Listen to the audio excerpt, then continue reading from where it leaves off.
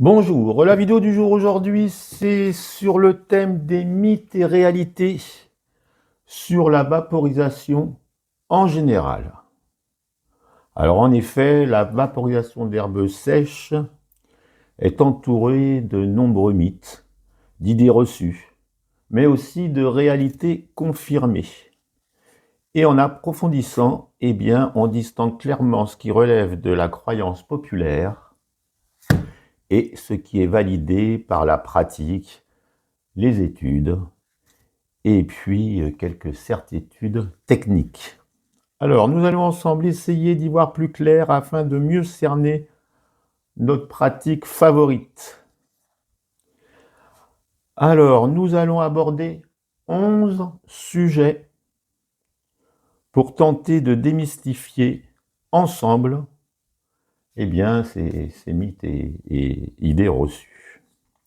Alors, j'ai essayé de les classer par ordre d'importance, selon moi. Mais bon, il fallait bien commencer par quelque chose. Eh bien, écoutez, c'est parti. Alors, je pensais, pour plus de fluidité, ne pas me servir d'engin pour vaporiser. Puis je m'aperçois que comme je ne montre pas ma tête, si en plus il se passe rien, ça va pas être terrible. Alors du coup, je m'arrêterai de temps en temps pour faire une petite session. Et puis pour ceux qui découvrent la chaîne, presque 400 vidéos sur la chaîne, ça permet aussi de voir comment fonctionne un vaporisateur. Là, ça va être le Venti. Voilà, allez, c'est parti, c'est parti. Eh bien écoutez, la première controverse, on va appeler ça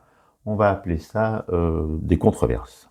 Alors la première controverse, peut-on faire de la combustion avec un vaporisateur? Un vaporisateur, en principe, c'est fait pour vaporiser. Eh bien non. Ou alors accidentellement, et ce n'est pas le but bien sûr.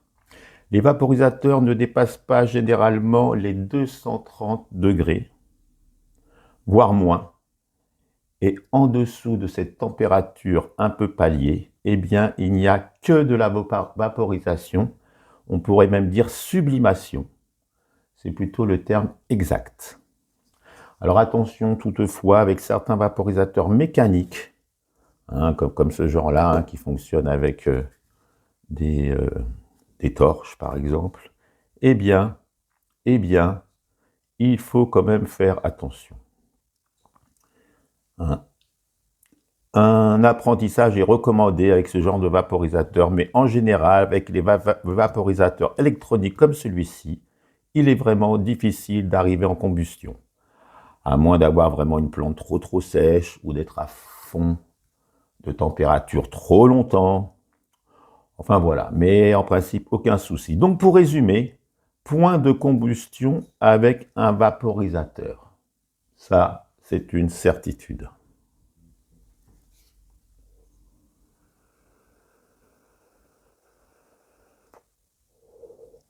Que de la vapeur, visible ou pas. Alors, nous allons passer à la deuxième controverse. La vaporisation est aussi nocive que la combustion. Eh bien là, pareil, bien sûr que non. La combustion produit des goudrons, du monoxyde de carbone et de nombreuses toxines. Ce qui est totalement absent avec la vaporisation. Ceci est confirmé par des recherches et des guides spécialisés. Pour preuve, le célèbre Mighty, celui-ci, est remboursé par la sécurité sociale allemande pour de nombreux patients. Ceci dit, attention tout de même, une mauvaise utilisation, de mauvais réglages, une température trop haute, un appareil de mauvaise qualité, ou voire une utilisation excessive, peut amener à des sous-produits indésirables, comme des toxines, des gaz et des molécules non souhaitées. Pour résumer, la vaporisation est bien moins nocive que la combustion dès lors que l'on fasse attention. C'était la deuxième controverse.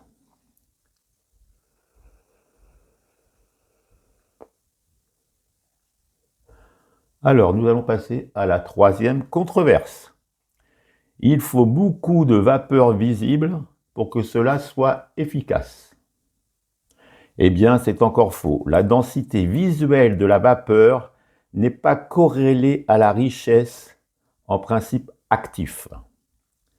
Mais pour certains utilisateurs, comme moi par exemple, eh bien, rejeter de la vapeur visible a d'une part un effet psychologique, voilà, et puis d'autre part, eh bien, c'est aussi un effet agréable en gorge puisque on a l'impression d'avaler et de recracher quelque chose.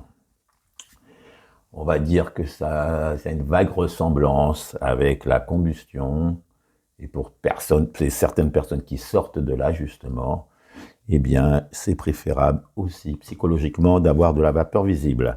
Mais pour résumer, la vapeur visible n'est pas indispensable pour bien profiter de sa plante.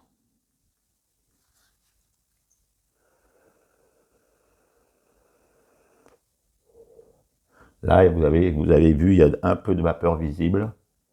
Il y a des saveurs, bien sûr, mais on va y arriver.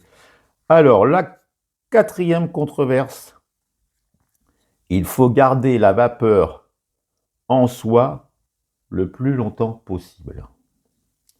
Eh bien, encore faux. Du moins avec la vaporisation. En effet, la vapeur est absorbée par les muqueuses buccales et pulmonaires en quelques secondes seulement. Vous avez vu, bon là pour la vidéo, j'aspire peut-être un peu trop rapidement et tout de suite je recrache la vapeur.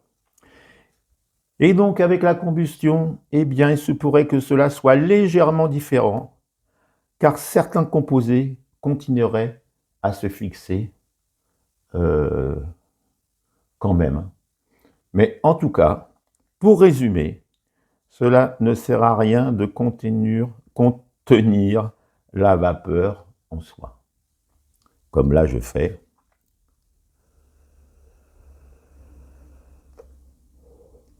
Tout de suite, je la fais ressortir. Alors, c'était donc la quatrième controverse. Nous allons passer à la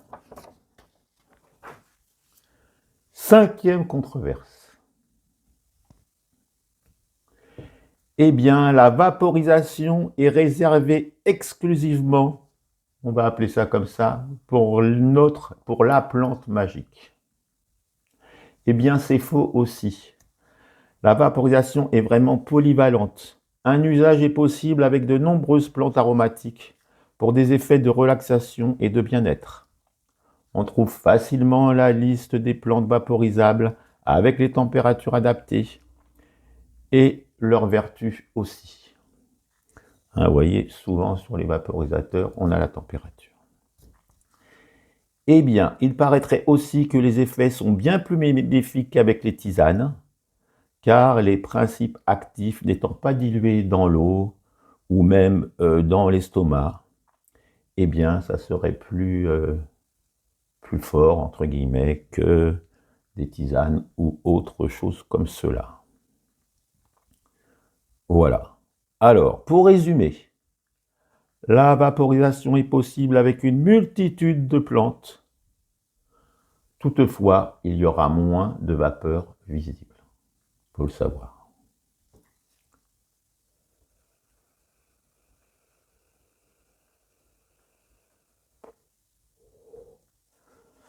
Alors là, nous étions à la cinquième controverse. Eh bien, nous allons passer à la sixième controverse. La sixième controverse, c'est la vaporisation ne procure pas d'effet avec notre plante magique, hein, puisque là, je viens de parler justement des effets avec les plantes aromatiques. Eh bien, donc, le sixième controverse, la vaporisation ne procure pas d'effet hein, par rapport à ce que vous savez, voilà, bah non, c'est soft. Eh bien, c'est totalement faux, au contraire. Les effets sont bien présents, mais souvent plus progressifs, plus clairs est plus cérébral qu'avec la combustion. On est beaucoup moins amorphe, et justement, il faut s'y habituer à ce nouveau, comment dirais-je, ressenti qu'on peut avoir avec la vaporisation. Bien sûr, j'ai beaucoup de vidéos qui parlent de ce sujet-là. Alors de plus, on peut même choisir les effets désirés. Parce qu'à température assez basse, de 160 à 180, les effets seront plus cérébrales, avec de bonnes saveurs. Et puis de 180 à 210 degrés, eh bien, ça sera plus corporel et avec de gros nuages visibles. Là, vous voyez, à 200, je suis du côté de plus corporel et avec des nuages un peu plus conséquents. Alors, pour résumer, les effets sont bien réels, voire plus forts, et voire plus longtemps. Voilà, ça c'était donc la 6e controverse, et nous allons passer à la 7e controverse. Oui, j'arrive encore à compter. Eh bien, la 7e controverse, la vaporisation est totalement sans danger. À votre avis? Dites-moi. Eh bien, c'est faux également. La vaporisation produit une vapeur sèche, voire très sèche, qui peut provoquer des irritations au niveau de la gorge et faire tousser, voire une irritation même respiratoire. Alors, c'est souvent le cas avec une température trop haute, une plante de mauvaise qualité, non bio, pesticidée, ou alors des choses où on ne connaît pas la composition exacte. Eh bien, là, dans ces cas-là, ça sera moins bien. Eh bien, pour résumer, la vapeur assèche la bouche, les muqueuses et les muqueuses. Donc, je vous conseille un verre d'eau avant, pendant, après. Ça aide quand même pour ce genre de problème. Donc là, c'était la 7e controverse.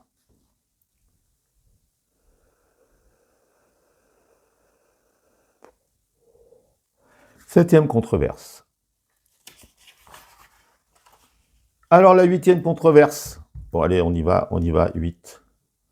8e controverse. Eh bien, tous les vaporisateurs se valent.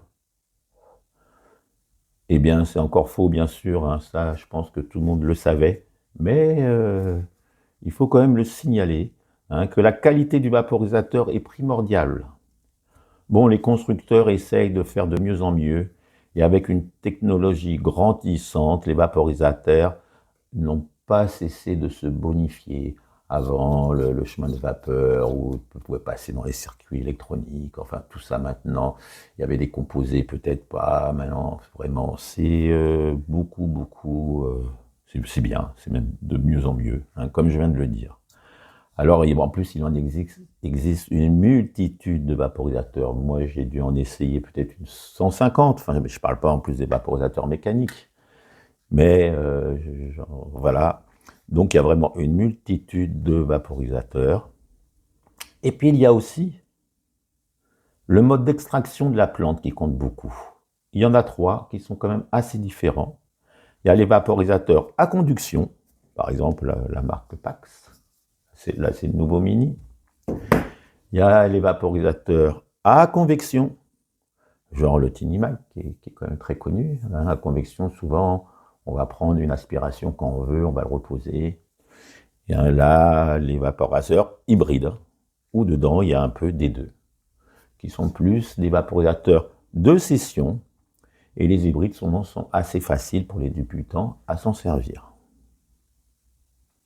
Voilà, donc c'était ça ce que je voulais vous dire. Alors pour résumer, alors bien sûr, hein, ces 3 modes bien distincts, eh bien, nous offrent des expériences assez différentes en termes de saveur et d'efficacité. On peut faire des très très gros nuages, avec d'autres on va... Bon bref, je ne rentre pas dans les détails, j'ai des vidéos pour cela. Alors pour résumer, il y a un vaporisateur adéquat pour chaque utilisateur en fonction de ses goûts, ses attentes, ses envies et de son parcours de vie. Ça, c'est quelque chose qui est primordial. Alors, nous étions à la 8e, nous allons passer à la neuvième controverse.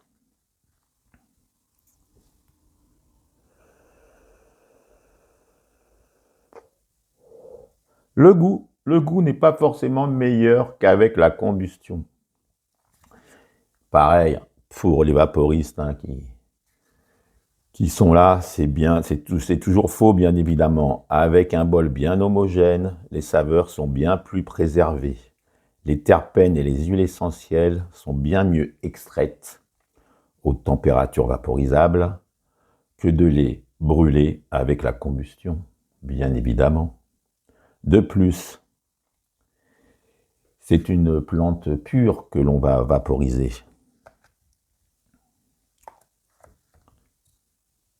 Eh bien, on n'aura pas d'arrière-goût chimique ou alors des goûts parasites, on va dire. Là, vraiment, c'est vraiment la plante que l'on goûte.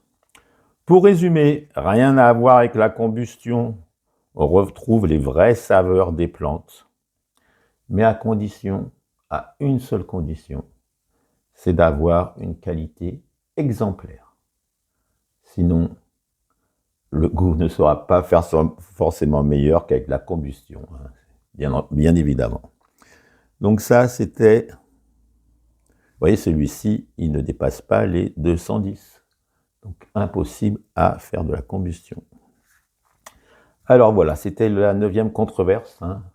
Alors bien sûr, là, je vais quand même assez vite. Hein, je vous invite à reprendre chaque controverse et à les analyser, et si vous avez envie, bien entendu. Donc là, nous étions à la 9e. Alors, la 10e controverse.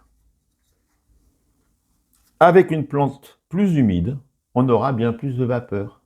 Hein, je vois encore ça parfois sur le groupe, là, le petit guide du vaporiste, des personnes qui se demandent. Alors oui, un groupe de 7000 et quelques membres qui existe maintenant depuis 4-5 ans. Forcément, on apprend tous les jours de nouvelles choses, des feedbacks qui arrivent, des ressentis. Et donc, c'est fort intéressant, ne serait-ce même pour moi qui fais des petites vidéos, et bien de me, comment dirais-je, de me nourrir de tous ces posts qui se passent à longueur de journée. Bonjour à tous les membres. Hein. Alors, voilà, est-ce qu'on aura... Alors, avec une plante plus humide, on aura plus de vapeur visible. Eh bien, c'est encore complètement faux. Ce n'est pas la vapeur d'eau que produit un vaporisateur, mais plutôt de la vapeur que délivrent les terpènes, résines et molécules de la plante. Et le plus souvent, une plante bien sèche, justement, se vaporisera bien mieux qu'une plante trop humide. Voilà, nous étions à la 10. Alors pour résumer, la plante doit être plus sèche que lorsqu'on la combustionne.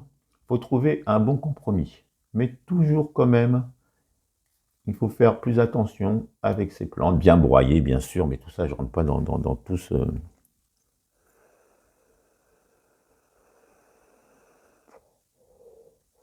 Hein, je ne rentre pas là-dedans. Alors, la 11e controverse, pour finir, puisqu'il y en a 11. Eh bien, la vaporisation coûte plus cher que la combustion. Eh bien, encore totalement faux, bien sûr. Tout était faux, de toute façon. Hein, il y a 3 raisons qui sont bien présentes. Hein. Alors, l'extraction étant bien plus homogène, la plante ne part pas en fumée, c'est qu'à de le dire. Eh bien, il faut moins de matière pour ressentir les effets. Il y a aussi que la combustion coûte de plus en plus cher. Et avec l'argent qu'on va économiser en un seul mois, eh bien, on pourra déjà se payer un bon vaporisateur, sans souci. Et puis, la 3e raison, hein, eh bien, moins d'addiction qu'avec la combustion.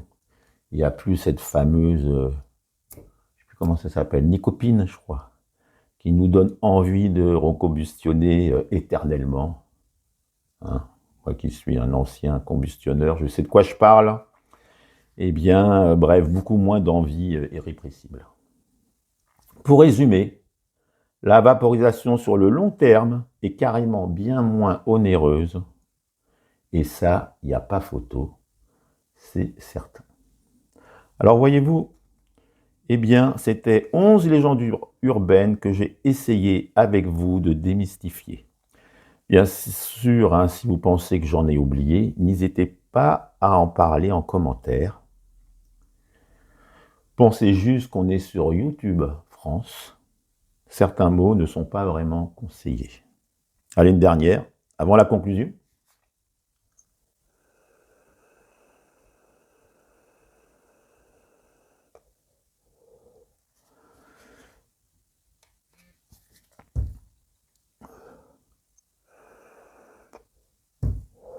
J'aime bien toujours finir mon bol après l'avoir éteint. Alors la conclusion, où est-ce qu'elle est?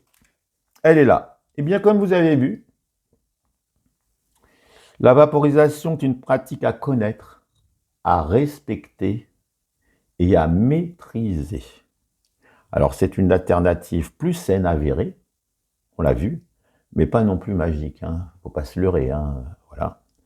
Et puis il faut aussi accorder, je pense, une très grande importance à la préparation de sa plante, son bol, les réglages de température, d'autres réglages, l'aspiration, la concentration. D'où l'importance du rituel. On a aussi un rituel avec la vaporisation, soyez-en sûrs. Alors on l'assimile, et il y a aussi un tabou avec la vaporisation, hein, c'est qu'on l'assimile immédiatement à un usage récréatif, alors qu'il existe un usage médical reconnu, exemple en Allemagne, hein, je l'ai dit au début de la vidéo. Mais il y a quand même en France une petite expérimentation dans certains endroits. Espérons une plus grande ouverture à une perspective médicale et culturelle aussi. Alors bien sûr, hein, vous pouvez retrouver par contre en détail des playlists, tout ça sur là, vous avez bien vu, hein, c'est vraiment une vidéo généraliste comme j'en fais maintenant, hein, pour voilà, pour certaines personnes, hein, qui découvrent la vaporisation, au moins déjà quelques idées quoi, que je peux leur apporter. Voilà, donc alors voilà, c'est la fin de la vidéo. Cette vidéo m'a quand même pris pas mal de temps, peut-être plus que quand je fais des tests, hein. Quand je fais des tests, ça me prend du temps parce que je teste, mais après ça va assez vite. Là, il a fallu quand même faire quelques recherches quand même, et puis essayer de différencier les controverses, parce qu'il y en a certaines, hein, qui s'imbriquent dans d'autres. Alors, eh ben, écoutez, n'hésitez pas à liker, à vous abonner, hein, pour aider la chaîne à exister, à mieux être référencée dans notre petit monde de la vaporisation. Hein, c'est pas grand-chose, mais pour moi qui suis maintenant depuis 7 ans, pendant longtemps tous les dimanches, maintenant un dimanche sur deux, hein, l'autre dimanche en alternance, je fais un short quand même pour... eh bien, voilà. Si vous voulez m'aider, n'hésitez pas à vous abonner et puis à liker mes vidéos. Et puis à commenter là, si vous voyez d'autres controverses, si j'ai oublié certaines choses ou si certaines choses ne vous paraissent pas vraiment cohérentes, eh bien, je vous en prie, je vous attends en dessous en commentaire. Là-dessus, je vous dis bonne fin de dimanche, bien vaporeux, bonne semaine à suivre, et sur le groupe pour certains. Et puis, à bientôt. Allez, salut la compagnie.